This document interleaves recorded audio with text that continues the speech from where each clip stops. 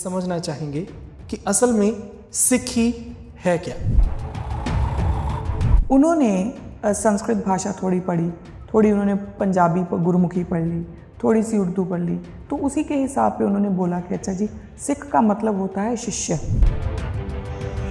हमारे जो लोगों का माइंड है ना, वो आज भी उसी कॉलोनियल सेट में जी रहा है कि अगर सिख का मतलब शिष्य ही होता तो गुरु ग्रंथ साहब में ये लिखा होता कि तुम्हारा काम है सिर्फ सीखते रहो।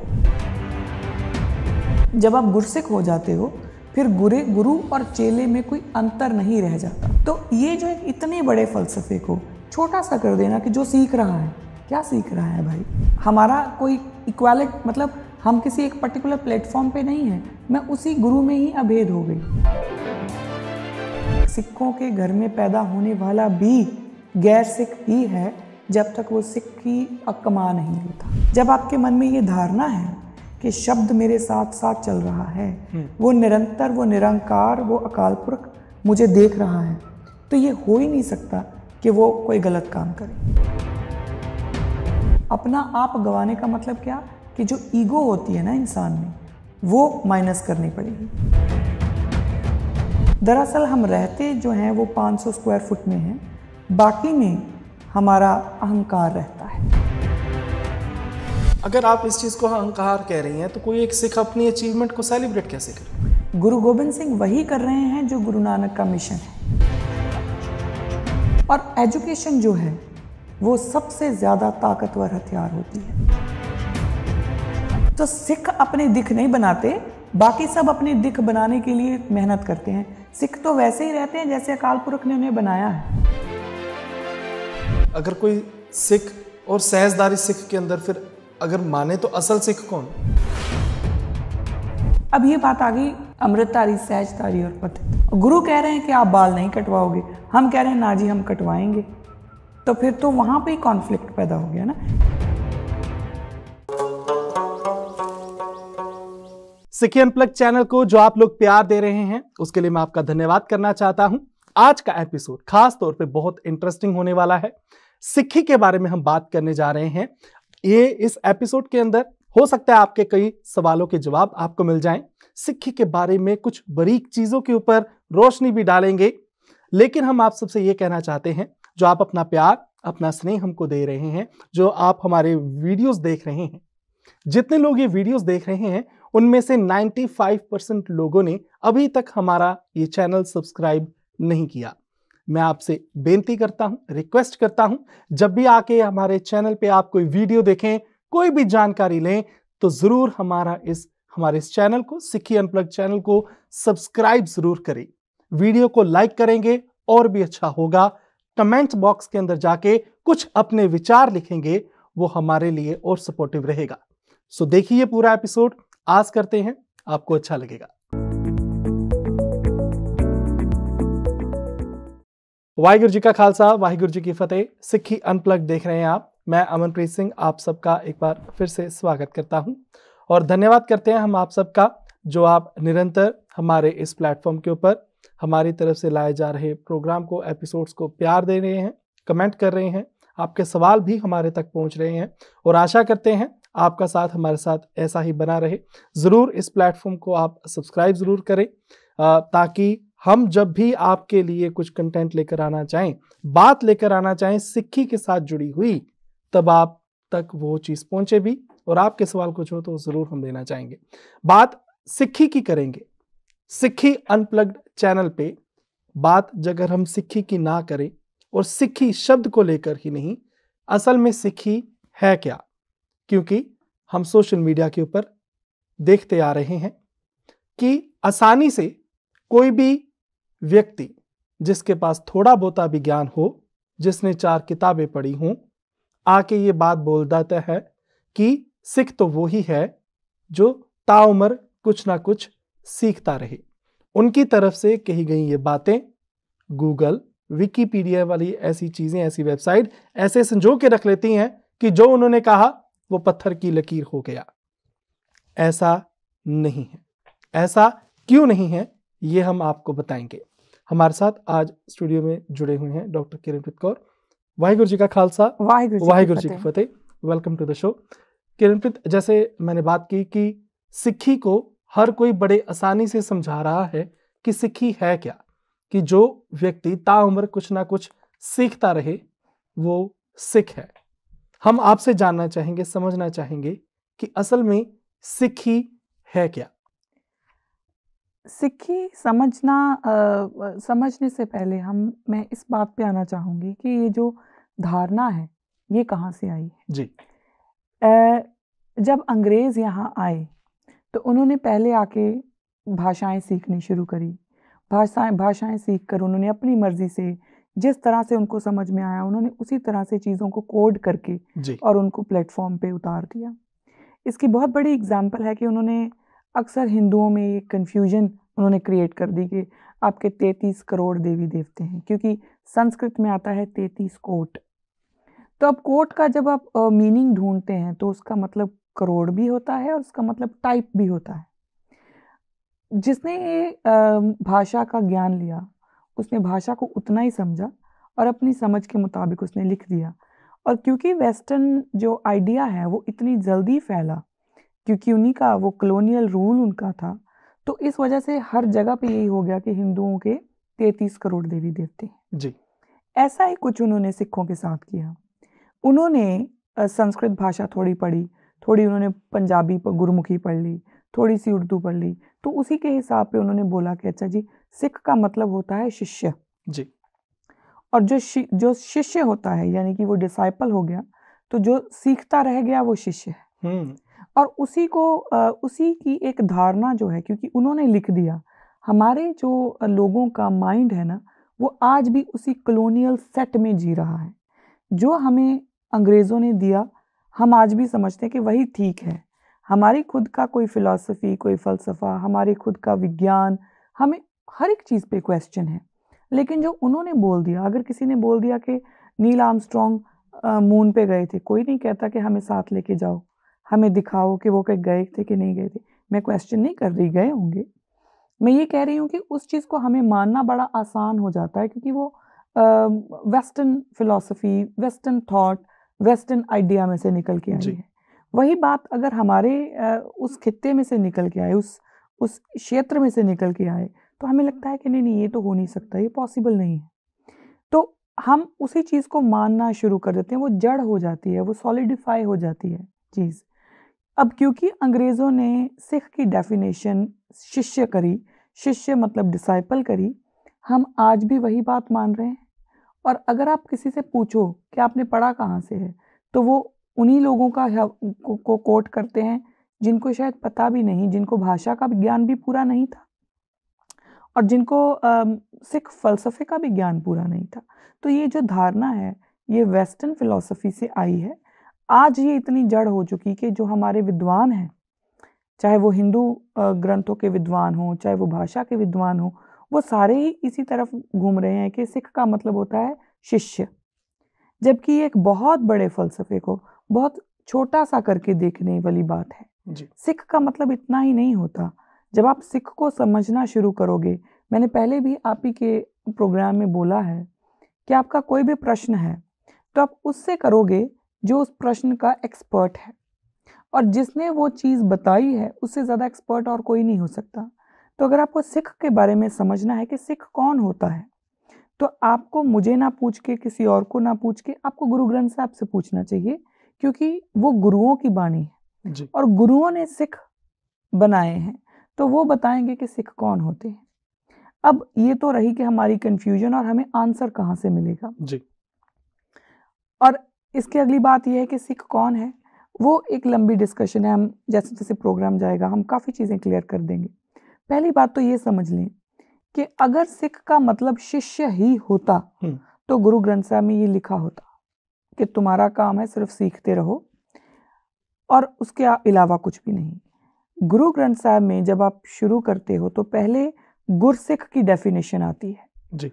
पहले बहुत लंबा जो पूरा एक गुरु ग्रंथ साहब में डायलॉग है वो आता है गुरसिख कौन है, और जब वो बता देते हैं, क्योंकि गुरबाणी जो है ना वो आपका कैरेक्टर डेवलप करती है और स्टेज बाय स्टेज आपको लेके जाती है। ऐसे ही गुरु इतिहास है। अब दोनों को बड़े ध्यान से समझना। होता क्या है कि गुरु नानक साहब जो हैं वो एक फ़लसफ़ा देते हैं, उसके बाद बाकायदा उस फ़लसफ़े के अकॉर्डिंग तैयारी होती है और गुरु गोबिंद सिंह जो हैं वो खालसा पंथ बना देते हैं। वो उसके बारे में हम बात करेंगे जी। इसी तरह से गुरबानी में आता है। गुरबानी में क्या है कि वो एक पहले उन्होंने बता दिया गुरसिख कौन है, और उसके साथ ही आ जाती है कि गुरसिख वो है जब कोई गुरसिख बन गया, पूर्ण गुरसिख, उसमें और गुरु में कोई अंतर नहीं रह जाता। ये बात समझनी है। जो शिष्य होता है वो कभी भी टीचर नहीं हो सकता। आप कहीं स्कूल गए होंगे, आपके टीचर्स आज भी आपके टीचर्स ही हैं। आप आज जाके उनको नहीं बोल सकते कि मैं अब ज़्यादा पढ़ गया हूँ तो आज से आप मेरे स्टूडेंट हो गए, आप नहीं बोल सकते। वो आपके कल भी टीचर थे, वो आपके आज भी टीचर हैं। जो गुरसिक्खी की बात है वो डेवलप होती है, और गुरु ग्रंथ साहब में पहले बताया गया गुरसिख कौन है, फिर एक जगह पे उन्होंने बताया कि जब गुरसिख पूर्ण गुरसिख बन गया तो फिर वहाँ पे आता है आपे गुरु चेला है आपे, कि गुरु भी वही है, चेला भी वही है।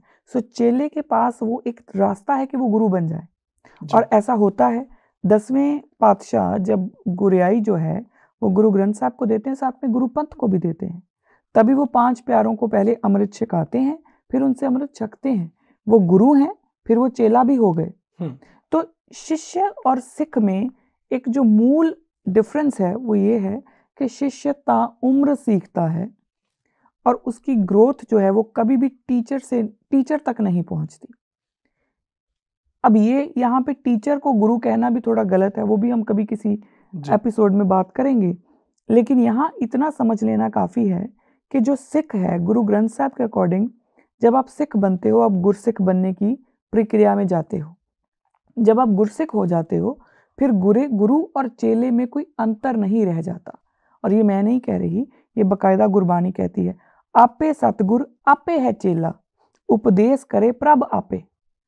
आपे वो सतगुर है और आपे वो चेला है, वो उनमें कोई भेद नहीं रह जा सकता।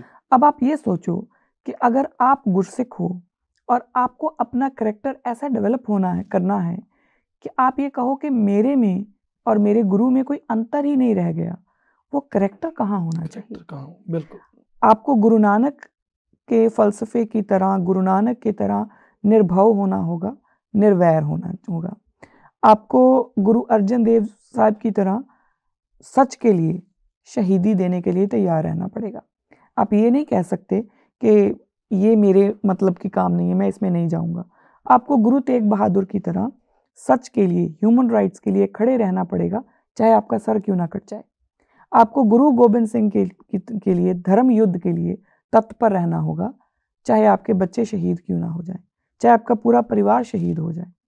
वो वहाँ पे जाके आप गुरसिख बन जाते हो। जब गुरसिख हो जाते हो, अब ये चीज़ें आप किसी नॉर्मल शिष्य से नहीं उम्मीद कर सकते हो। आप बहुत सारे स्टूडेंट बहुत होते हैं, सीख क्या रहा है, कोई पॉकेट मारना भी सीख रहा हो सकता है, वो भी किसी ना किसी का शिष्य होगा। तो ये जो एक इतने बड़े फलसफे को छोटा सा कर देना कि जो सीख रहा है, क्या सीख रहा है भाई, वो सीखने की सीमा क्या है? बिल्कुल, है ना। तो वो एक छोटा सा कर देना, ये अपने आप में एक बहुत बड़ी ट्रेजेडी है। एंड आई एम ग्लैड कि हम इस प्लेटफॉर्म से कम इस बात को कर तो रहे हैं जी। कि जो सिख होता है वो शिष्य नहीं होता।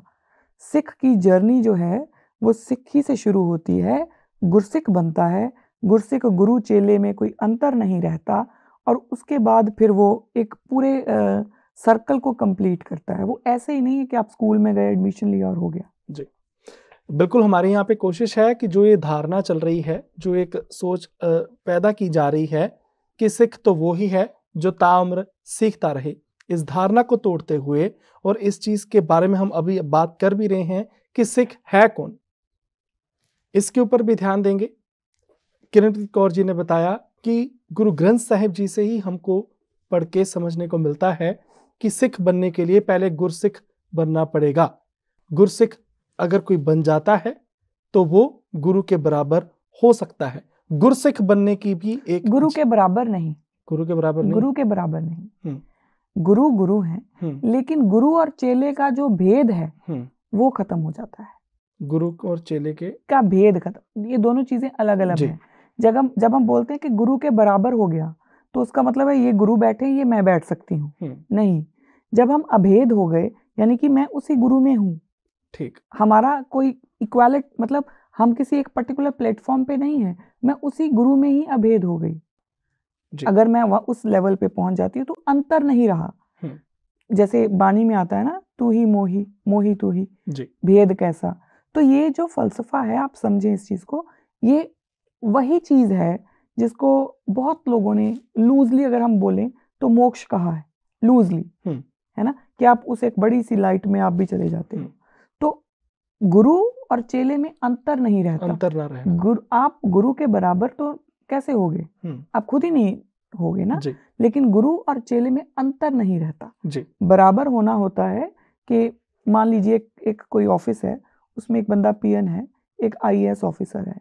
पीएन ने आईएएस ऑफिसर का एग्जाम क्लियर किया, वो भी आईएएस ऑफिसर हो गया, ये हो गया बराबर। ये एक दूसरे में समाहित नहीं है। जी, उन दोनों में हो सकता है कि उनकी मोटिवेशनल डिफरेंसेस हों, उनकी थिंकिंग एक दूसरे से अलग हो, तो अलग रहेंगे, लेकिन वो बराबर हो गए। जी, गुरु और चेला एक हो गए, इसका मतलब है उनमें कोई डिफरेंस नहीं है। उसका मतलब ये नहीं कि वो एक प्लेटफॉर्म पे खड़े हैं।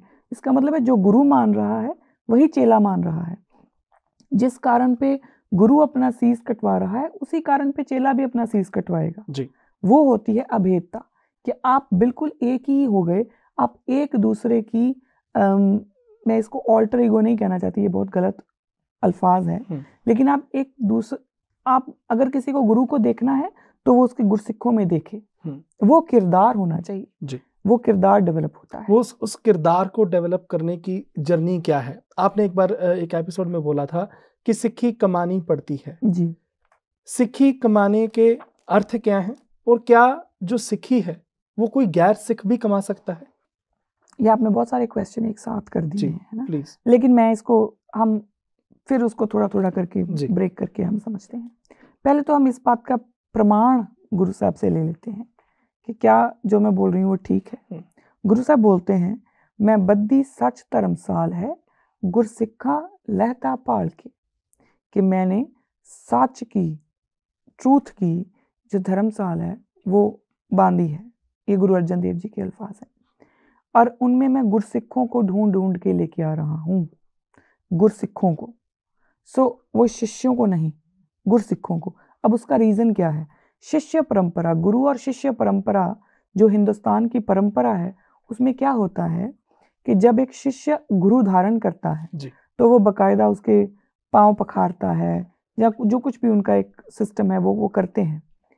यहाँ पे गुरु साहब क्या कह रहे हैं? मैं बद्दी सच धर्मसाल है, गुरसिक्खा लहदा पाल के, आगे सुनिए, पैर तोवा पक्खा फेरदा तिस निव निव लग गए पाए जियो, कि वो जो गुरसिख हैं मैं उनके पांव धोता हूँ, गुरु शिष्य के पांव नहीं धोता। जी, गुरु शिष्य परंपरा में जिस परंपरा का हिस्सा गुरु की सिक्खी को बनाया जा रहा है, उस परंपरा में जो शिष्य है वो गुरु धारण करता है और बकायदा उसके पांव धोता है, उसकी सेवा करता है, वो सब कुछ करता है।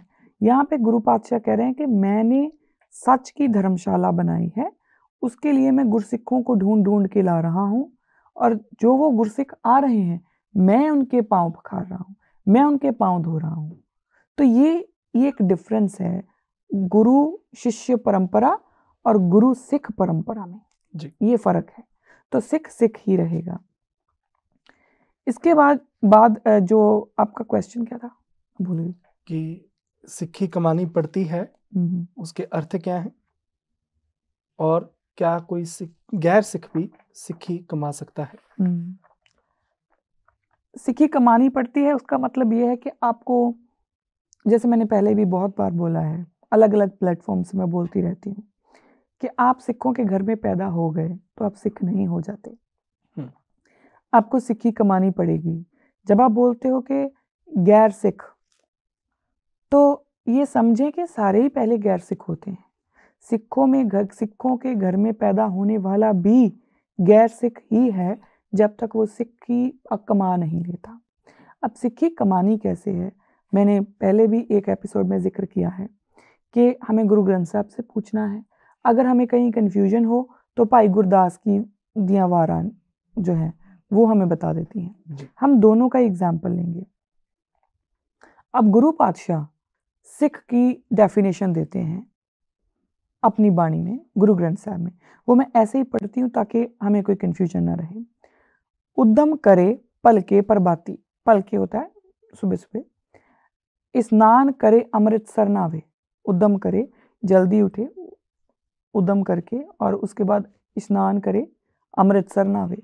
अब ना इसमें एक कंफ्यूजन ये है कि अमृतसर मतलब अमृतसर गोल्डन टेम्पल है ना। देखिए अमृतसर वो है, लेकिन वो एक मॉडल तैयार किया गया है। मॉडल मतलब golden temple is not a model. अब इस ये मॉडल की डेफिनेशन आप वेस्टर्न फिलोसफी वाली डेफिनेशन मत लेना। वो एक ये जो अमृतसर नावे वाली बात है ना, उसी का मॉडल तैयार किया गया है। अमृतसर नावे मतलब अमृत के सरोवर में वो नहाता है। अब अमृत का सरोवर आपके अंदर भी है और आपके बाहर भी है। जो गुरु का सिख होगा वो स्नान सुबह सवेरे उठ के स्नान करेगा, लिटरली स्नान करेगा। इसके दोनों मतलब हैं। जब आप अपनी बॉडी को साफ करते हैं तो वो आपको फ्रेश भी रखती है, आप वैसे भी मेंटली भी आप बैलेंस्ड रहते हो। और एक इसका स्नान का मतलब ये है कि जो आपने कल तक जो आपके बुरी चीज़ें आपके साथ थी, बुरी आदतें आपके साथ थी, वो आज उतार रहे हो। यानी कि आप हर दिन अपने आप को रिफाइन कर रहे हो। स्नान करने का मतलब है हर रोज़ आप अपने आप को रिफाइन कर रहे हो। अब वो रिफाइन होगा कैसे? पहले तो आप पूरा दिन अपने आप को देखोगे, समझोगे कि आज मैंने ये गलतियां करी और अगले दिन मैंने वो गलतियां नहीं करनी जी। यही रिफाइनमेंट की ओर बढ़ने का तरीका है ना। तो जब आप सुबह उठ के वो स्नान करते हो तो उसके साथ वो प्रण भी दोबारा दृढ़ करते हो कि वो जो मैं कल था उससे मैं आज बेहतर होऊंगा। यानी कि वो मैल जो आपको कल लगी हुई थी वो आज नहीं लगेगी। ये स्नान है जी। और अमृतसर, अमृत के सरोवर में जो आपके अंदर भी है, जब आप आंखें बंद करके मेडिटेशन में भी बैठते हैं या आप अपने आप को और रिफाइन करने के लिए काम करते हैं तो आप अमृत के सरोवर में ही जा रहे होते, उसमें नहाए। अगली बात है उपदेश गुरु हर हर जपे, कि आपके गुरु का उपदेश है कि आपको उस एक अकाल पुरख का, उस एक परम पिता परमात्मा का नाम जो है वो जपना है ना। जापे सब किलविख पाप दोख लह जावे, जब आप गुरु की बात मानते हुए उस एक अकाल पुरख का नाम सिमरते रहते हो तो आप अपने अंदर से जो पाप है उनको धो देते हो। अब इसमें एक बात और समझनी है, गुरु नानक आपको जंगल में जाने की अनुमति नहीं देते कि आप घर बार छोड़ो, जंगल में जाके नाम हरि नाम करो, ये नहीं कहते वो। उनका जो फलसफा है वो कहते हैं अंजन माहे निरंजन रहिए, कि आप अपने घर में रहो, घर का सारा काम करो, रिस्पॉन्सिबिलिटीज भी उठाओ, लेकिन उसमें भी आप निर्लेप रहो, उसमें भी वो परमात्मा का नाम आपको याद रहे। अब इसका तरीका क्या है? आप ये सोचो अमनप्रीत कि अगर आप कहीं जा रहे हो और आपको लगे कि गुरु नानक आपके साथ साथ चल रहे हैं, आप कभी कुछ गलत कर पाओगे? नहीं। अगर आपको लगे कि गुरु नानक आपको देख रहे हैं तो आप कभी चोरी, कभी चाहे वो टैक्स चोरी ही क्यों ना हो, चाहे वो कुछ भी, कोई भी गलत काम कभी नहीं कर पाओगे जब आपके दिमाग में, आपके दिल में ये धारणा रहेगी कि मेरा गुरु मेरे साथ है। और सिखों का गुरु जो है वो शब्द है। जब आपके मन में ये धारणा है कि शब्द मेरे साथ साथ चल रहा है, वो निरंतर, वो निरंकार, वो अकाल पुरख मुझे देख रहा है, तो ये हो ही नहीं सकता कि वो कोई गलत काम करे। तो गुरु पातशाह यही कह रहे हैं कि आपके गुरु का उपदेश है कि आप उसका नाम हमेशा आपके अपने मन में रखो। जैसे ही वो आप उसका नाम अपने मन में रखोगे, सारे पाप जो हैं वो खत्म होते जाएंगे, क्योंकि आप उस तरफ जाओगे ही नहीं। हर काम में अगर आप उसी को देखना शुरू कर दोगे तो ना आप जाति के आधार पे किसी से नफरत कर पाओगे, ना आप नस्ल, ना रंग, ना भेद, किसी आधार पे आप किसी से नफरत नहीं कर पाओगे। कोई गलत काम आप कर ही नहीं पाओगे जब आपको लगेगा कि ये तो मेरा अपना है। मान लीजिए आपका रेस्टोरेंट है और आप जो आपके वहाँ पे जो खाना खाने आ रहे हैं, ठीक है, वो आपको पे करेंगे, लेकिन अगर जब आप खाना बना रहे हैं, अगर आपके मन में ये आए कि ये सारे मेरे गुरु ने भेजे हैं और मेरा गुरु मेरे साथ खड़ा है, तो आप उस खाने में इतनी सी भी हेराफेरी नहीं कर पाओगे।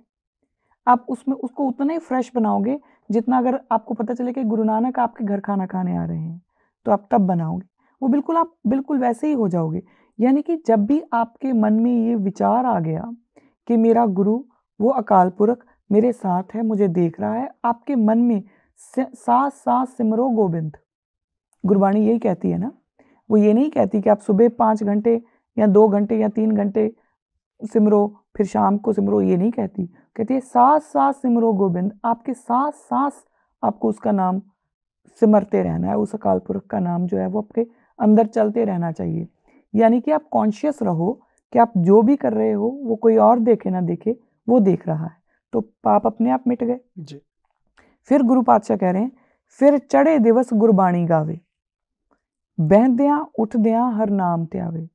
फिर चढ़े दिवस, जैसे ही दिन चढ़ता है वैसे वो गुरबाणी गाता है। अब गुरबाणी अगर आप पूरी गुरबाणी अगर आप पढ़ते हो, सिर्फ जपजी साहब ही जो लोग पढ़ते हैं वो ये बात इसको एसोसिएट कर पाएंगे कि आपको एक एक अल्फाज में आपके लिए सीख है। आगे जो बात आती है वो इम्पोर्टेंट है, जो सांस ग्रास, ग्रास मतलब जो हमेशा, सांस ग्रास त्याए मेरा हर हर, सो गुरसिख गुरमन पावे। वो गुरु सिख गुरु के मन को अच्छा लगता है जी। ठीक है। अब ये आपने बोला कि सिखी कमाई कैसे जाती है, तो सिखी कमाई कैसे जाती है गुरु साहब खुद बता रहे हैं, है ना, कि जो हर समय, एक तो उसका पूरे दिनचर्या कैसी होगी वो बता दी कि गुरु के सिख की दिनचर्या, गुरु का नाम। अब जब मैं गुरु का नाम बोलती हूँ तो बहुत सारे जो जिनको नहीं पता जी। वो ये समझेंगे कि शायद ये गुरु नानक की बात कर रही है या शायद ये गुरु गोबिंद सिंह जी की बात कर रही है। गुरु का मतलब सिखों का गुरु आज अब शब्द है ना, वही शब्द जो गुरु नानक का गुरु है। तो वो शब्द गुरु को हम जब शब्द की बात करते हैं तो वो है जिसका कोई आकार नहीं, वो एक अकाल पुरख। तो गुरु पातशाह खुद बता रहे हैं कि अगर आपको सिख बनना है तो ऐसा गुरसिख जो गुरु के मन को अच्छा लगेगा वो कैसे बन सकते हो, जिसकी दिनचर्या में 1 मिनट भी ऐसा ना हो जब वो उसको भूल जाए। जब वो ऐसा होगा कि ना, वो जब उसको भूलेगा ही नहीं तो काम क्रोध लोभ मोह अहंकार, इनसे कोई भी जो काम बंदा इसके इन पांचों के बस आकर करता है वो नहीं करेगा जी। लोग अपने जो पार्टनर्स हैं उनको चीट करते हैं, क्यों? क्योंकि वो काम के बस आए है ना। लोग एक दूसरे को मर्डर कर देते हैं, क्यों? क्योंकि वो क्रोध के बस हैं। लोग बहुत सारा लालच लेके घूम रहे हैं, इसको मार दो उसके पास पैसे हड़प लो। आजकल तो साइबर स्कैम बहुत है ना। आप अपनी बैंक में पैसे रख के सोए हो, सुबह आपकी बैंक खाली, ये भी सब कुछ हो रहा है। तो वो क्यों है? क्योंकि लोगों को लोभ है ना। तो ये जितना कुछ भी है, अब गुरु का सिख ये सब कुछ नहीं कर सकता क्योंकि उसको हमेशा पता है कि मेरा गुरु मुझे देख रहा है ना। जब वो अपनी जिसके साथ उसने फेरे लिए हैं गुरु ग्रंथ साहब जी के समक्ष, उसको छोड़ के वो चीट कभी नहीं करेगा क्योंकि उसको पता है कि मेरे गुरु ने मुझे इजाजत दी है सिर्फ इस पार्टनर के साथ, मैं और किसी के साथ नहीं जा सकता। वो उसको चीट कर ही नहीं सकता, लेकिन वो होना गुरु का सिख चाहिए।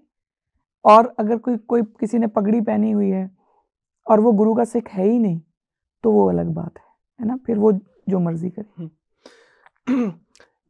सिक्खी एक सिख की जीवन जांच को परिभाषित कैसे करती है? लाइक आपने थोड़ा सा बताया, लेकिन एक सिख के लिए क्या मैंडेटरी है, क्या प्रायोरिटीज होती हैं? अगर हम आध्यात्मिक तौर के ऊपर भी देखें, रिस्पॉन्सिबिलिटी है, सोशली भी देखें तो जैसे हमने सारा कुछ बात करी कि गुरु पातशाह जो हमें बताते हैं, जिस तरह से बताते हैं, तो उसमें उन्होंने बड़ा क्लियर किया है कि आप हमेशा, कोई भी गुरु का सिख वही होगा जो हर समय अपने मन में ये कॉन्शियसनेस रखेगा कि उसके साथ साथ उसका गुरु चल रहा है जी।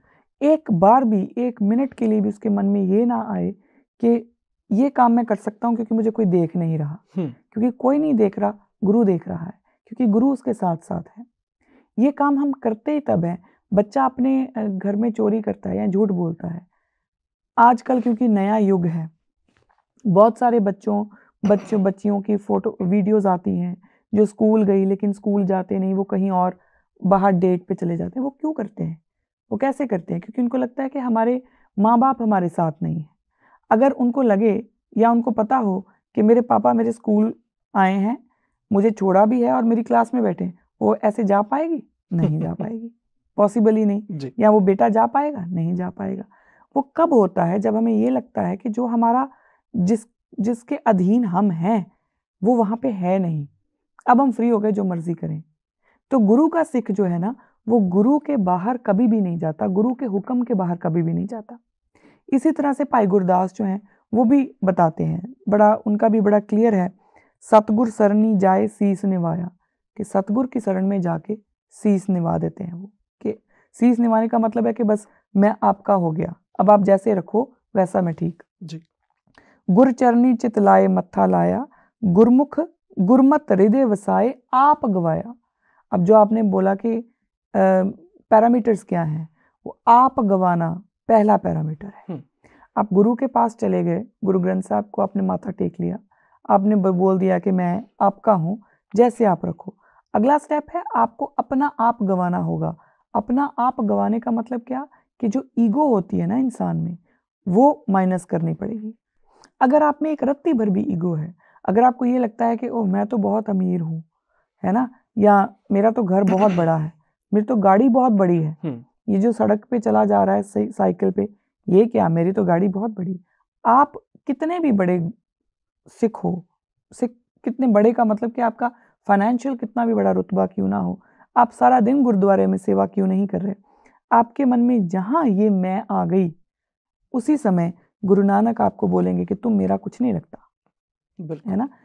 जब ऐसा कुछ होगा, आप समझें, इंडिया में तो ये बहुत होता है, जो गाड़ी वाले होते हैं ना, अगर बारिश हो गई, पानी वहाँ पे रुका हुआ है, तो वो गाड़ी जब चलाते हैं तो कभी नहीं सोचते कि जो फुटपाथ पे चला जा रहा है वो भीग जाएंगे जी। ये होता रहा है, हमारे साथ बहुत बार हुआ है। जो साइकिल पे जा रहा है उसके ऊपर पानी के छिट्टे उड़ के पड़ेंगे, और सर्दी का टाइम है तो वो भीग भी जाएंगे, उनको सर्दी लगेगी। वो कभी नहीं, वो क्यों नहीं होता? क्योंकि हम में हमारा अहंकार बोलता है। आशुतोष राणा की एक बड़ी प्यारी लाइन है, मुझे बड़ी अच्छी लगती है, मैं हमेशा वो कभी भी मन करे तो सुनती हूँ। वो कहते हैं कि हम अपने घरों में, जो हमारे जो मकान है, 5000 स्क्वायर फुट के मकान में हम रहते हैं। दरअसल हम रहते जो हैं वो 500 स्क्वायर फुट में हैं, बाकी में हमारा अहंकार रहता है। वो बड़ी अच्छी लाइन है कि मेरा तुमसे बड़ा, मेरा घर तुमसे बड़ा है, मेरी गाड़ी तुमसे बड़ी है। ये अहंकार, वो अहंकार सिखों में नहीं होना चाहिए। अगर आप में वो अहंकार है, नो मैटर आप सारा दिन गुरुद्वारे जाके सेवा करो, नो मैटर आप सुबह से गुरबानी पढ़ना शुरू कर दो। पहली बात तो अगर आप गुरबानी पढ़ रहे हो और उसको सच्ची में पढ़ रहे हो, मतलब मन लगा के पढ़ रहे हो, गुरु के शरण में जाके पढ़ रहे हो, तो ये होगा ही नहीं। लेकिन अगर फिर भी है तो आपको दोबारा रीथिंक करना पड़ेगा कि इसका मतलब है कि मैं कहीं कुछ गलत कर रहा हूँ। अगर आप इस चीज को अहंकार कह रही हैं, तो कोई एक सिख अपनी अचीवमेंट को सेलिब्रेट कैसे करे? सेलिब्रेशन का तरीका होता है, जब हम सेलिब्रेट करते हैं ना, तो हम अपनी अचीवमेंट को सेलिब्रेट करते हैं, ना कि दूसरे को छोटा दिखाते हैं। जब हम किसी और को छोटा दिखाने शुरू करते हैं, तब वो अहंकार बनता है। उसके बिना अहंकार नहीं है जी। मान लो आपने बहुत मेहनत करी है और आपने बहुत मेहनत करके एक बहुत अच्छी मान लीजिए गाड़ी ले ली, आपने पोर्श ले ली। अब आप उस पोर्श में जा रहे हो, लेकिन आप अगर वहाँ पे कोई बैठा है, कोई भी, आप किसी फंक्शन में जाते हो या कहीं पे भी जाते हो, उस पोर्श में से उतरने के बाद आप वीआईपी लोगों के साथ बिहेव कैसा करोगे और आप एक भिखारी के साथ बिहेव कैसा करोगे, वो दिखाएगा कि आप में अहंकार है कि नहीं। जी। वो पोर्श आपकी सेलिब्रेशन थी या आपका अहंकार थी? अगर तो आप देखते हो कि अच्छा जी सामने से प्राइम मिनिस्टर आ रहे हैं या कोई और आ रहा है, फिर तो आप अपनी पोर्श में से उतर के भी सैल्यूट मारते हो। और सामने से कोई साइकिल वाला जा रहा है और आप उसको गालियां देते जा रहे हो कि तुम्हें पता नहीं चल रहा ये है वो है ना, वो सब बातें कर, तो वहां पे पता चलेगा कि आपका अहंकार है या वो आपकी सक्सेस सेलिब्रेशन है। सक्सेस सेलिब्रेशन होनी चाहिए। सिखों को तो हुक्म ही ये है कि चढ़दी कला में रहना है। चढ़दी कला का मतलब ये है कि जब आपके पास कुछ भी नहीं है फिर भी आपको ऐसे रहना है कि आप राजे हो। तो जब आपके पास सब कुछ है फिर तो आपको राजे बन के रहना ही है, लेकिन वो राजा होना आपके दिमाग में नहीं चढ़ जाना चाहिए। वो ऐसा नहीं हो जाना चाहिए कि आप बाकियों को कीड़े मकोड़े समझना शुरू हो जाएं। तो सिक्खी का ये मूल फर्स्ट पैरामीटर ये है। अगली बात जो आती है वो कहते हैं गुरमुख सहज सुबाए पाणा पाया, कि गुरमुख जब आप गुरसिक हो जाते हो तो आप बकायदा सहज सुबाए मतलब ऐसे ही नेचुरली आप पाणा होता है कि उसके हुक्म में रहना। फिर आप ये नहीं कहते कि अगर कुछ बुरा हो गया तो आप कहना शुरू कर दो कि ये तो मैं भगवान को मानता ही नहीं क्योंकि ये बुरा हो गया मेरे साथ। अच्छा हो जाए तो आप मानते हो, ये नहीं होता। फिर अब बुरा हो अच्छा हो वो सब उसकी रजा में हो रहा है। जब वो अवस्था आपकी बन जाती है, अब देखें ना गुरु अर्जन देव जी हैं, उनकी शहीदी हो रही है। अब वैसी शहादत, सर पे गरम रेत डाली जा रही है, देग में उबाला जा रहा है, तवी पे बिठाया गया है गरम तवे पे, तो वहां पे तो कोई और हो, कोई आम बंदा हो तो वो बोले कि तुम कहाँ हो, मैं तो इतना, मेरी तो अध्यात्म का लेवल भी इतना बड़ा है तो तुम तो मुझे बचा लेते। वो ये नहीं कहते, वो कहते हैं तेरा पाणा मीठा लागे, कि जो तू कर रहा है मैं उसमें खुश हूं। और गुरु गोबिंद सिंह साहब सच्चे पातशाह के चारों बेटे शहीद हो जाते हैं, माँ शहीद हो जाती है, माँ प्राण त्याग देती हैं, पिता शहीद हुए हैं, और वो क्या कह रहे हैं, माछीवाड़े के जंगल में वो लेटे हुए हैं, तो वो ये नहीं कह रहे कि तुमने क्या किया भगवान, तुमने क्या किया। वो ये कह रहे हैं मैं हूं परम पुरख का दासा, देखन आयो जगत तमाशा। वो इस पूरे घटनाक्रम को तमाशा बता रहे हैं। आप उस लेवल को समझें। वो लेवल जब एक गुरसिक, जब मैंने पहले क्वेश्चन के आंसर में बोला कि आपकी जो आप गुरु, जब आप गुरसिक हो जाते हो ना फिर गुरु और चेला एक हो जाते हैं, तो वो कॉन्शियसनेस जब आपकी वो बन जाए कि आपके साथ कुछ भी हो गलत सही, तो आप बोलो कि मैं हूं परम पुरख का दासा, देखन आयो जगत तमाशा, फिर गुरु और चेला एक होते हैं, उसके पहले नहीं जी। तो गुरसिक्खी की जो जो जो जो क्या कहूँ डगर है ना, जो रास्ता है वो बड़ा मुश्किल है। गुरसिक्खी बहुत बारीक है, वो शिष्य होने जितना सिंपल आसान चीज नहीं है। जब आपको गुरसिक होना है तो आपकी कॉन्शियसनेस उस लेवल की होनी चाहिए कि आप तवी पे बैठे हैं, गरम तवी पे बैठे हैं और बोल रहे हो कि तेरा पाना मीठा लागे। हमें क्या होता है कि हमें कोई एक दिन प्रॉब्लम आई, जितनी भी क्रिश्चियन कन्वर्जन्स हो रही हैं मैक्सिमम टाइम हमें क्या बोला जाता है, क्यों लोग कन्वर्ट कर रहे हैं, क्योंकि गरीबी बहुत है जी इसलिए वो कन्वर्ट कर रहे हैं। तो वहां पे गुरसिक नहीं हुआ ना। फिर गुरसिक को तो गरम तवी पे भी बैठे हुए भी उसी का ही होना है।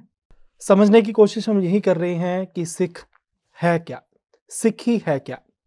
जब हम बात सिक्खी की करते हैं तो गुरु नानक देव जी का नाम जहन में आता है, गुरु गोबिंद सिंह जी का नाम भी जहन में आता है। जब गुरु नानक देव जी के बारे में पढ़ते हैं, साखियां सुनते हैं, तो रबाब कई बार सुनने को शब्द मिला। गुरु गोबिंद सिंह जी के बारे में जब जानते हैं तब तेग, तलवार, कृपान, उनका जिक्र तब आया। तो सिक्खी के अंदर एक जगह रबाब गुरु नानक देव जी के समय सुनने को मिल रही है। ये बदलते बदलते गुरु गोबिंद सिंह जी पर, जब गुरु गोबिंद सिंह जी के समय में जब तलवार तक का जो सफर तय किया, ये सिखों के लिए कितना अहम रहा होगा, या उसने सिक्खी को कैसे बदला होगा? सिक्खी को बदला नहीं किया। सिक्खी, देखिए ये बात बड़ी इंटरेस्टिंग भी है और समझने वाली भी है। गुरु नानक ने जो सिक्खी का फलसफा दिया, किसी भी गुरु ने उस फलसफे को बदला नहीं है जी। ये फिर से ये एक मिसकंसेप्शन है कि गुरु नानक ने कुछ और किया और गुरु गोबिंद सिंह जी ने कुछ और किया। गुरु गोबिंद सिंह वही कर रहे हैं जो गुरु नानक का मिशन है। अब गुरु नानक का जब हमें मूल मंत्र, जब हम जब गुरु ग्रंथ साहब की शुरुआत में बोलते हैं तो वो निर्वैर और निरपौ की बात करते हैं। वो निर्वैर और निरपौ बेशक उस समय वो अकाल पुरख के लिए यूज कर रहे हैं, उस एक निरंकार के लिए यूज कर रहे हैं, लेकिन वो हमें भी उसी लेवल में देखना चाहते हैं क्योंकि वो खुद निर्वैर और निरपौ है जी। अब इसमें जो है ना ये जो मिसकंसेप्शन है कि गुरु नानक ने जो किया फिर गुरु गोबिंद सिंह ने अमृत छकाया और ये सब कुछ, ऐसा नहीं है। गुरु नानक ने, आप समझें, उस समय जो लोग थे वहां पे, गुरु नानक काल को समझें आप, गुरु नानक के पीरियड को। उस समय जो लोग थे उनको संस्कृत उनको आती नहीं, क्योंकि संस्कृत जो देव भाषा मानी जाती थी और वो सिर्फ जो पंडित थे उन्हीं को आती थी। आम लोगों तक वो भाषा का प्रचार भी नहीं, पता भी नहीं। तो उनको नहीं पता कि जो पंडित जी उनको बता रहे हैं वो सही बता रहे हैं कि गलत बता रहे हैं। उनको पंडित जी बोल रहे हैं श्राद्ध करना है या जो भी करना है, उनको नहीं पता कि वो क्या है, कैसे करना है, कब करना है। और ये बात हमें माननी पड़ेगी कि जब भी कभी power corrupts, absolute power corrupts absolutely. ये सिर्फ हिंदू धर्म के लिए नहीं है। ये अक्सर ये बात मानी जाती है कि अच्छा ये सिर्फ हिंदू धर्म, नहीं, ये हर किसी के लिए है। आपके पास पावर है, वो थोड़ा बहुत आपको करप्ट करेगी अगर आपके पास मॉरल्स नहीं है तो। और जब आपके पास बहुत पावर आ जाए तो आप और करप्ट हो जाते हो। इसी तरह से हम बाकायदा साखियों में आता है ना कि जब तना भगत जो हैं वो जाते हैं तो वो कहते हैं कि मुझे ठाकुर जी दे दो जी। तो वो जो पंडित जी हैं वो एक ऐसे ही एक पत्थर लेते हैं, उसके ऊपर कलर करके वो दे देते हैं कि ये ले जाओ, है ना, ये ठाकुर जी ही है। तो वो एक तरह से उनके साथ फरेब हो गया ना। तो कर कौन रहा है? पंडित जी कर रहे हैं। तो जब हम ये बात बोलते हैं ना तो अक्सर हमारे जो हिंदू भाई बहन हैं उनको लगता है हम उनको टारगेट कर रहे हैं। नहीं, हम उनको टारगेट नहीं कर रहे। हम उस चीज़ को टारगेट कर रहे हैं जहाँ पे कुछ लोग धर्म में घुस जाते हैं और बाकायदा आम भोले भाले लोगों को बेवकूफ़ बनाना शुरू कर देते हैं, जैसे कि एस्ट्रोलॉजी में भी हुआ। जी। अब एस्ट्रोलॉजी साइंस है या नहीं वो मैं नहीं जानती, क्योंकि मैंने पढ़ी नहीं है। जिस चीज़ के बारे में मैं जानती नहीं मैं उसके बारे में बोलूँगी भी नहीं। लेकिन बहुत सारे लोग हैं जो ऐसे ही हाथ देखने बैठ गए और उन्होंने लोगों को बेवकूफ़ बनाना शुरू किया। बहुत सारे लोग हैं जो बहरूपिया बन के हमारे घरों में भी आते हैं और कहते हैं मैंने तुम्हारा माथा पढ़ लिया। ये आज भी होता है ना। उस समय ये प्रॉब्लम और ज़्यादा थी और उस समय लोगों को देखिए, ये लोग इस तरह से ठग रहे थे कि तुम्हारी प्रॉब्लम्स का हम सल्यूशन देंगे, तुम इतने पैसे जो हैं वो चढ़ा दो या ये चढ़ा दो या इतना खाना, इतना अनाज चढ़ा दो। वो सब कुछ हो रहा था। उसी समय बाबर भी आ गया और बाकायदा वो लोगों को मार भी रहा है। उससे पहले भी जो बाहर से लोग आ रहे थे वो आके उन लोगों को मार काट सब रहे थे। वो हर जगह से लूटे भी जा रहे थे, मर भी रहे थे वो लोग। अब उन लोगों में गुरु नानक जब जाते हैं और वो उनको बोलते हैं कि अगर तुम्हारी जिंदगी में तुम्हारी इज्जत ही नहीं है तो तुम चाहे जो मर्जी खाई जाओ, तुम जो मर्जी पहनो, उसका कोई फर्क नहीं पड़ता। ये बानी में आती है बात, गुरबाणी में आती है, गुरु ग्रंथ साहब में लिखा हुआ है, जे जींदिया पत लथी जाए सब हराम जे तमल खाए। तो आप जो भी खाते हो आप वो उसका कुछ मतलब नहीं, वो मल खाने के बराबर है अगर आपकी इज्जत नहीं है तो, है ना। गुरु नानक ने उन लोगों को झंझोड़ के उठाया। अब अगली बार आती है गुरु अंगद देव जी की।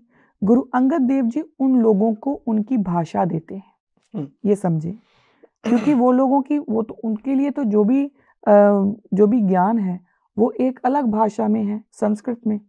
इनकी तो अपनी भाषा ही नहीं, तो उनकी भाषा में उनको ज्ञान देते हैं। और साथ ही स्कूल, जिनको पाठशाला बोला जाता है, वो शुरू करते हैं गुरु अंगद देव जी। वहाँ पे उनको पढ़ाया जाना शुरू होता है, गुरुमुखी की सिखलाई शुरू होती है। तो वो जो जितनी भी टीचिंग्स थी ना उनको एक्सेसिबल हो गया। और एजुकेशन जो है वो सबसे ज़्यादा ताकतवर हथियार होती है। आपके पास हथियार भी होंगे, आपके पास सब कुछ होगा ना, लेकिन आपको इतना नहीं पता कि मुझे कहाँ जाना है, तो ये हो सकता है कि आप दुश्मन की ही खेमे में जाके रल जाओ या मिल जाओ उनके साथ ही और काटना शुरू कर दो अपने ही लोगों को। तो आपके मॉरल डेवलप होने बड़े ज़रूरी हैं। मॉरल आपको एजुकेशन डेवलप करके देती है, वो गुरु अंगद देव साहब कर देते हैं। बाकायदा मल अखाड़े शुरू होते हैं। अब गुरु अंगद देव जी मल अखाड़े का मतलब है वहाँ पे अखाड़े बनाए गए जहाँ पे बाकायदा जो सिख थे उनको ट्रेनिंग दी जा रही थी। ये गुरु अंगद देव जी कर रहे हैं, गुरु गोबिंद सिंह नहीं कर रहे, अभी हम वहाँ नहीं पहुँचे। फिर ऐसे गुरु अमरदास जी, फिर गुरु रामदास जी आते हैं। गुरु रामदास जी बाकायदा अमृतसर जो सिखों की राजधानी बना उसको मॉडल की तरह तैयार करते हैं। वो क्या है, कैसे है, वो बहुत लंबी अलग डिस्कशन है, वो उधर नहीं जाऊंगी मैं। फिर गुरु अर्जन देव जी आते हैं। अब देखिए, जब कोई अपना नगर बसा रहा है, अमृतसर बहुत बड़ा नगर हो गया ना, वहाँ पे एक दरबार साहब भी बना है, गुरु अर्जन देव जी बना रहे हैं। और बाकायदा इन लोगों को ट्रेनिंग किस चीज़ की मिल रही है कि तुम अपने लिए अपने आप में बिल्कुल सॉवरन हस्ती हो, तुम अपने फैसले खुद ले सकते हो। कोई बाबर आके तुमको ये नहीं बताएगा कि तुम कितने पैसे उसको दोगे, या तुम पे कितना जजिया लगेगा, या तुम पे कितना कर लगेगा, कोई बाबर नहीं बताएगा। कोई पंडित जी आपको ये नहीं बताएंगे कि आप ये काम करो तो आप दोष मुक्त हो जाओगे, ये नहीं होगा। आपकी अपनी स्वतंत्र हस्ती है। ऐसी जो आइडियोलॉजी है वो किसी भी जो हुकूमत है उसके लिए खतरा है। उसी खतरे के चलते गुरु अर्जन देव जी की शहीदी होती है। गुरु अर्जन देव जी जब गुरु हरगोबिंद साहब को गुरगद्दी देते हैं तो बकायदा वो बोलते हैं, और इस बात का जिक्र जो है वो एक फिलोसोफर है C.H. पेन, एक राइटर है, उन्होंने भी किया है। जो वहाँ के लोग, क्योंकि उन दिनों क्रिश्चियन मिशनरीज भी आ रहे थे ना, तो वो जो लिख रहे थे वो भी लिख रहे हैं। तो अगर आपका दुश्मन आपके लिए कुछ अच्छी चीज़ लिख रहा है तो वो मान लेनी चाहिए। वो बकायदा लिखता है कि गुरु अर्जन देव जी, जब उनको पता था कि मेरी शहीदी होनी है, मुझे लेके जाएंगे, मेरी शहीदी होनी है, तो बकायदा वो गुरु हरगोबिंद साहब को बोलते हैं कि आज से शस्त्रधारी हो जाओ जी। क्योंकि अब जो है वो बदी और नेकी की जो ताकतें हैं वो आपस में टकराएंगी, और सिखों का ऐसे माहौल में शस्त्रों के बिना रहना पॉसिबल नहीं, संभव नहीं। ये गुरु अर्जन देव जी बोल रहे हैं गुरु हरगोबिंद साहब को जी। तो जब गुरु हरगोबिंद साहब फिर मीरी पीरी धारण करते हैं, अकाल तख्त बनता है। अकाल तख्त सिखों की पॉलिटिकल सॉवरेनिटी का एक सिंबल है, क्योंकि उसका मतलब है कि हम पॉलिटिकली भी बिल्कुल स्वतंत्र हो गए। क्योंकि अकाल तख्त है, उधर दिल्ली तख्त है, दोनों का आपस में टकराव है।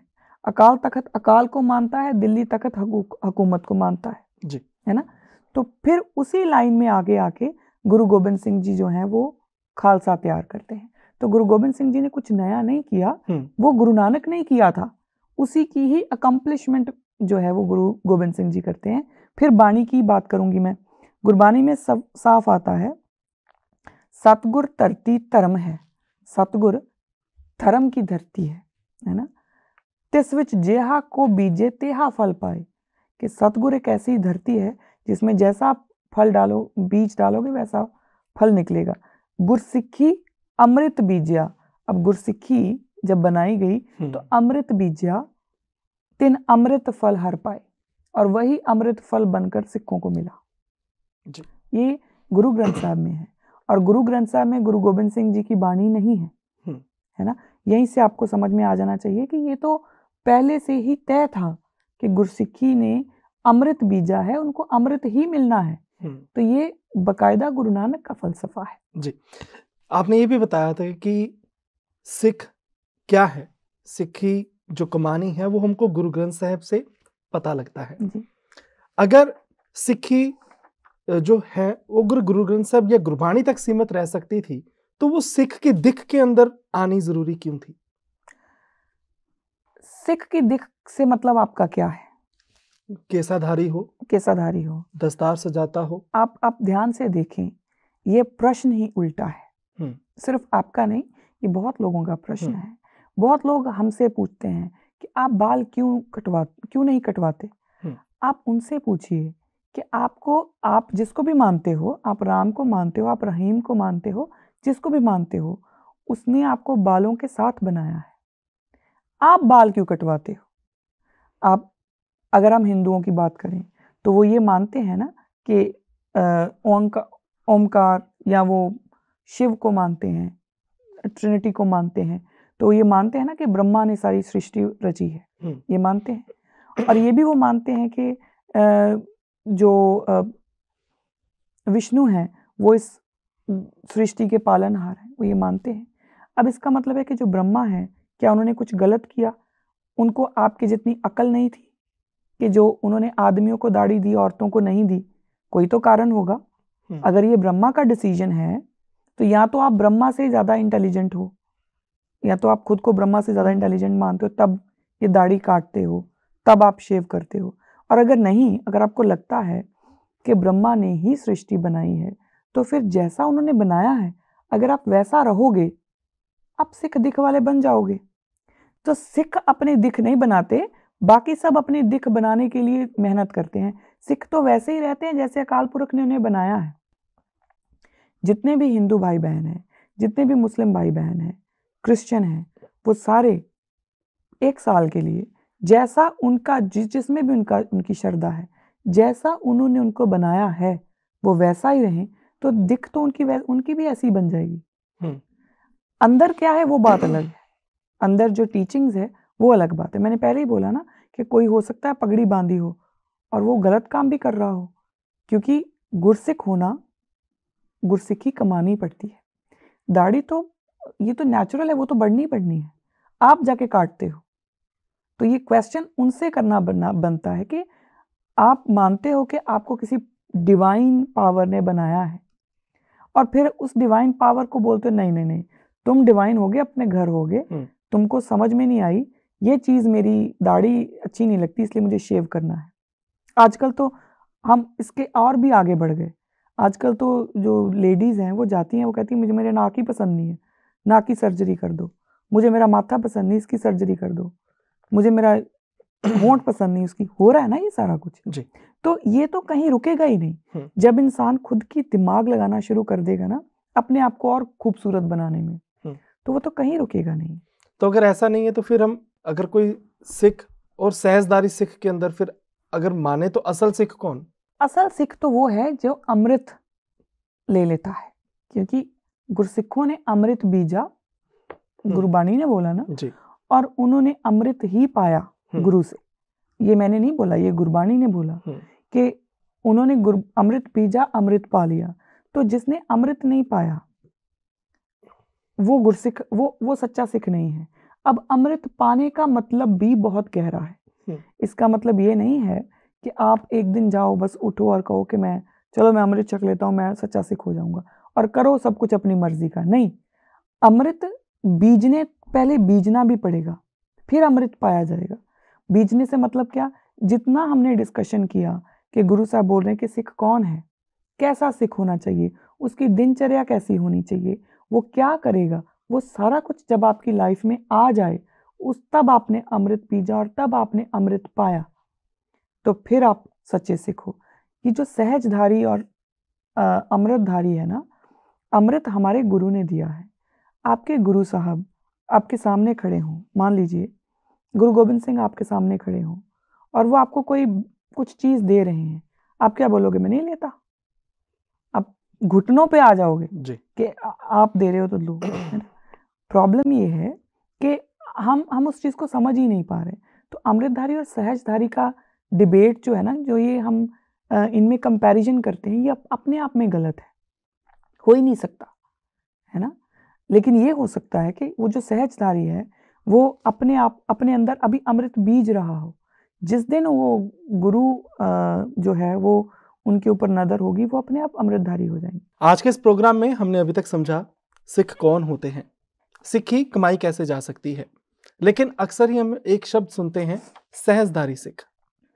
अमृतधारी सिख तो आपने सुना ही होगा, लेकिन हम फिर भी कोशिश करेंगे अमृतधारी सिख और सहजधारी सिख के अंदर क्या फर्क है, इनकी दिख के अंदर क्या फर्क है, क्योंकि एक पतित शब्द भी आता है। आपसे जानना चाहेंगे, कई सारी चीजें एक साथ आ गई हैं, पतित, सहजधारी सिख, अमृतधारी सिख। दर्शक जानना चाहते हैं अगर कोई एक सिख है तो आगे इतने सारे शब्द कैसे? कोई अगर सिख है तो वो सिख है जी।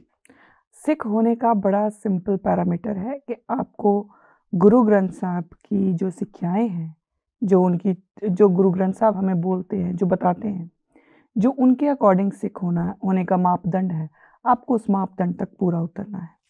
अगर आप उससे, जैसे हमने पहले भी बात करी कि अगर आप उसमें एक छोटी सी भी गलती करते हैं तो आप वो जो अपना रुतबा है, जो आपकी जर्नी है, आप उसको दोबारा जीरो पे ले आते हैं।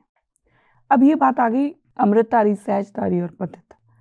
क्या है कि जो जिसने तो अमृत छका वो है अमृतधारी सिख जी, ठीक है, क्योंकि और उनको सबसे ऊपर माना गया है। वो इसलिए माना गया है क्योंकि जो आपका गुरु आपको ऑर्डर करता है, अगर आप वही नहीं मान सकते तो उसके बिना आप कुछ मर्जी मानी जाएं, कही जाएं कि मैं बहुत अच्छा हूँ, तो इसका मतलब है कहीं ना कहीं थोड़ी बहुत अभी भी बेईमानी है ना। तो इसलिए वो लोग जो हैं वो उनको हम मानते हैं कि उन्होंने बिल्कुल गुरु गोबिंद सिंह साहब सच्चे पातशाह की जो हुक्म है उसको एज इट इज़ माना है। तो इसलिए वो अमृतधारी सिख जो है वो सबसे ऊपर हम उनको देखते हैं जी। ऐसे कोई क्लास डिस्टिंक्शन नहीं है, मतलब ये नहीं है कि जब मैं कहूँ ऊपर देखते हैं तो इसका मतलब है कि वो बाकियों को हम नीचा देखते हैं, ऐसा नहीं है। लेकिन हम मानते हैं कि वो गुरु की जो शिक्षाएं हैं, जो गुरु का ऑर्डर है, उसको प्रॉपरली फॉलो कर रहे हैं। उसके अगले आती है जो सहजधारी सिख। सहजधारी सिख वो होते हैं जो दारा प्रकाश करते हैं, अपनी दिख जो है वो बिल्कुल वो जो अकाल पुरख ने उनको जैसा स्वरूप दिया है उसके साथ वो छेड़छाड़ कोई नहीं करते, लेकिन अभी उन्होंने अमृत नहीं चखा हुआ, वो सहजधारी हैं। उसके बाद आते हैं पतित। अब पतित वो है, क्योंकि देखो आप एक बात समझें, सिखों को 5 ककार जो हैं वो इम्पोर्टेंट है। कछहरा, कंगा, केसकी, कड़ा और कृपान। बहुत बार ये कन्फ्यूजन ये भी है, और हम इसमें डिबेट में भी नहीं जाएंगे कि केस है जो आपके ककार है वो केस है, केस की ककार है। केस जो केस ककार क्यों नहीं है? क्योंकि जब आप केस कटवा देते हो ना तो आप पतित हो जाते हो।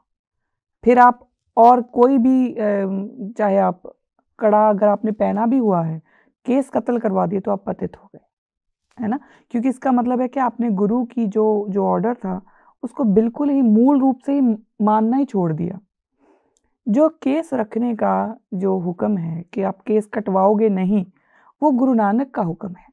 गुरु नानक ने भाई मर्दाने को भी ये हुक्म दिया है, और भाई मर्दाने ने भी पूरी ज़िंदगी कभी केस कत्ल नहीं करवाए, है ना? क्योंकि ये गुरु नानक से ही चला आ रहा है। तो अगर आप केस कत्ल करवा देते हो तो आप गुरु नानक से ही मुनकर हो जाते हो, मतलब आप सिक्खी का जो मूल स्वरूप है उसी से मुनकर हो जाते हो।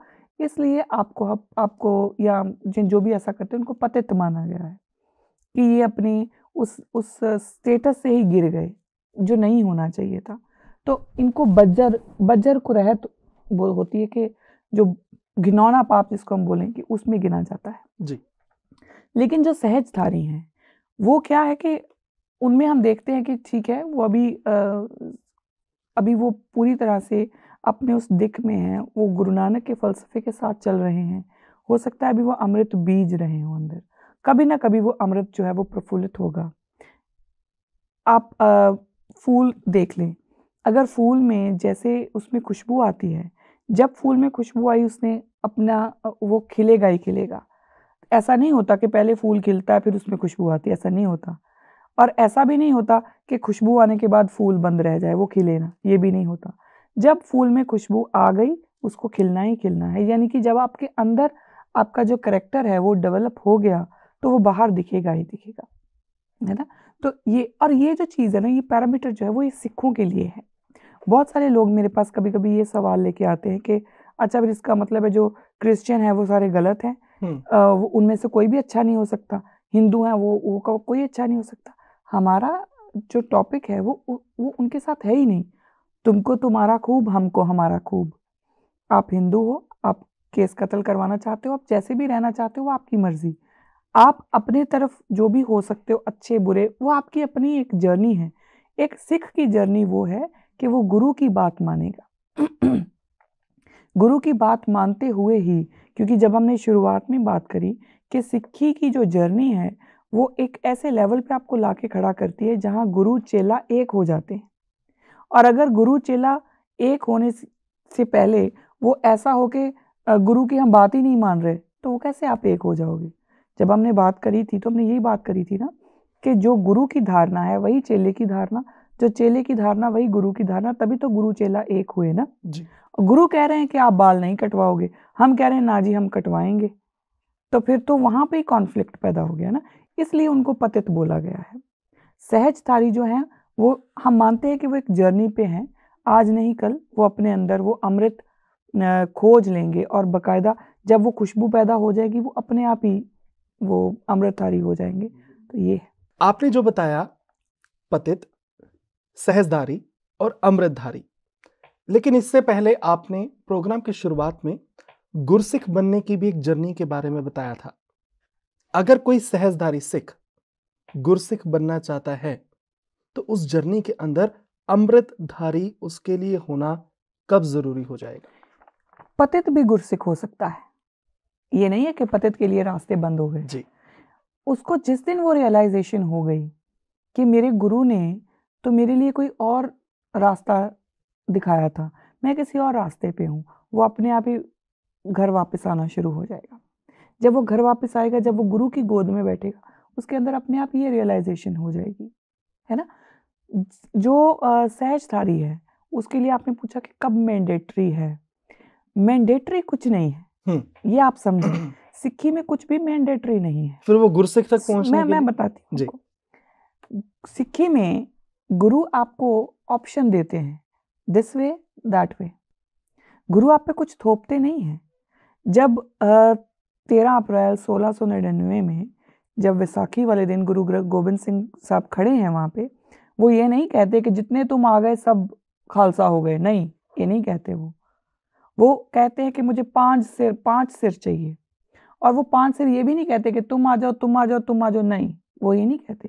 वो उनको अपॉर्चुनिटी देते हैं कि तुम में से जो आना चाहते हो वो आ जाओ। ये आपकी मर्जी है, डिसीजन आपका है।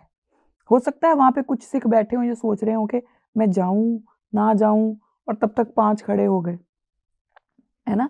क्योंकि ऐसा तो नहीं है कि उनमें सिर्फ 5 ही थे जो गुरु के हुक्म को मानना चाहते थे, लेकिन कुछ लोग डिसीजन में टाइम ले रहे होते हैं, कुछ उसके बाद डिसाइड करेंगे। तो ये गुरु हमेशा हमको ऑप्शन देते हैं। गुरु कभी ये नहीं कहते कि आज से तुमने ये कर लिया तो तुम पे ये अब पक्का हो गया।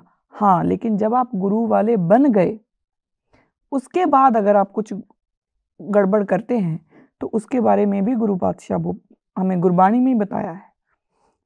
मान लीजिए कोई अमृतधारी हो गया, उसने अमृत छक भी लिया और उसके बाद उसका मन किया कि नहीं यार, पहले मैं दारू पीता था, अच्छा अब मुझे दारू भी नहीं पीनी, अब मैं बाहर जाके किसी को मैं छेड़ भी नहीं सकता, अब मैं ये भी नहीं कर सकता, अब मेरी बहुत सारी गर्लफ्रेंड्स नहीं बन सकती, बहुत सारे बॉयफ्रेंड नहीं बन सकते। ऐसी चीज़ें अगर आपके मन में आ रही हैं तो आपको लगे कि चल कोई बात नहीं, मैं इतने टाइम तक लोगों के सामने मैं अच्छा अमृतधारी रहूँगा, उसके बाद में कुछ और।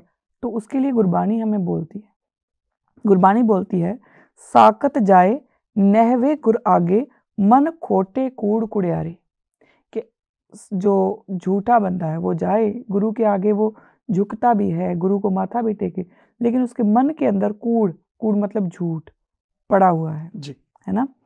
जागुर कहे उठे मेरे पाई, बह जाए जाहे कुसर बुगलारे। कि जब गुरु कहे कि तुम उठो और वो बैठे, जब गुरु कहे बैठो वो उठे, मतलब जो गुरु कहे उसके ऑपोजिट करे। तो ऐसा बंदा जो है, वो कहते हैं कि गुर सिक्खा अंदर सतगुरु वर्ते चुन कड्डे लद्दो वारे। कि गुरसिक्खा के अंदर, गुरसिखों के अंदर बकायदा सतगुरु खुद वास करते हैं। वही बात हो गई ना कि गुरसिख जो है वो गुरु चेला गुरु वाली बात आ जाती है। तो वो ऐसा बंदा जो है, वो गुरु साहब जो है वो अपने आप उसको पूरी संगत में से निकाल के बाहर रख देंगे। वो आज नहीं कल नशर होगा ही होगा, और जिस दिन वो नशर होगा फिर वो एक ऐसा बेदावा है जिसकी कोई माफ़ी भी नहीं है। वो एक ऐसी चीज़ है, जब आप, उसका मतलब है कि आपने गुरु के साथ झूठ बोला है। गुरु को ये बोल दो कि मैं आपको नहीं मानता। जैसे जो पतित लोग हैं, अगर वो ये कहते कि हम पतित हैं जी, वो जो मर्जी करते फिरें, उनको माफ़ी है ना, क्योंकि अभी उन्होंने गुरु को गुरु माना ही नहीं। लेकिन आप अमृतधारी हो गए, गुरु को मानने लग गए, आपने बोला कि अमृत मैंने छक लिया, अब मैं, क्योंकि हमें ये समझना पड़ेगा कि जब अमृत छकते हैं तो उन्हीं 5 प्यारों से गुरु गोबिंद सिंह ने भी अमृत छका है। वही 5 प्यारे गुरु रूप होके गुरु गोबिंद सिंह जी को जब चेला रूप होके उनसे अमृत छकते हैं, हम भी उन्हीं से छक रहे हैं। यानी कि हम उसी जगह पे बैठे हैं जहाँ गुरु गोबिंद सिंह बैठे थे कभी। तो अगर आप अमृतधारी होके फिर गुरु के साथ कोई ये छल करते हैं, फरेब करते हैं कि चलो ठीक है इतना इतना कर लो, ऊपर से लोगों को दिखावे के लिए कर लो, उसकी माफ़ी कोई नहीं है। जी, धन्यवाद किरणप्रीत कौर जी, आपने अपना समय दिया।